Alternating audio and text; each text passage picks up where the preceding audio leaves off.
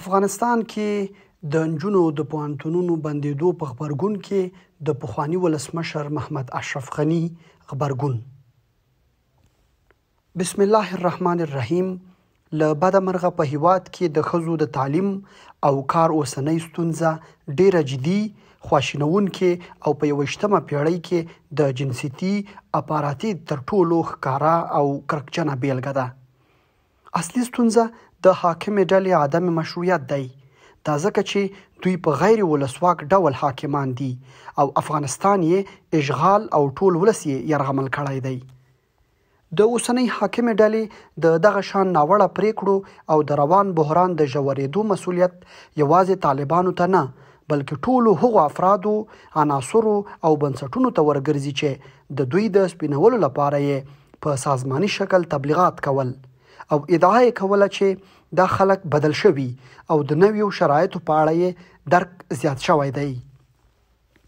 اوس یې وخت دی چې طالبان او د دوی مبلغان باید د دوحې تړون هغه پټ ضمایم او الحاقیه برخې ملت سره شریک کړي.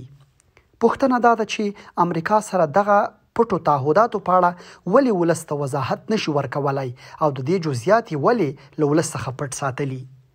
حاکمه ډله په کوم صلاحیت غواړي د افغانستان تعلیمي نصاب بدل کړي؟ آیا دوی غواړي د افغانستان تعلیمي نصاب د حقاني مدرسې په نصاب بدل کړي؟ آیا د دوی د تعلیمي نظام د امام ابو حنیفه تر نصاب غوره دی؟ ما په کرات ویلي او بیا یې هم وایم، که یوه نجلۍ باسواده شي 15 نسلونه بدلوي، او که یوه نجلۍ بېسواده پاتې شي راتلونکي کې د 15 نسلونو د بربادۍ سبب ګرځي. زه د هغو بهرنیو او کورنیو کړیو دا ادعا هم په کلکه ردوم چې دغسې خاینانه فیصلو ته کلتوري پوښښ ورکوي. د میرویس نیکه او احمد شاه بابا میندې باسواده او پتمنې رهبرانې وې.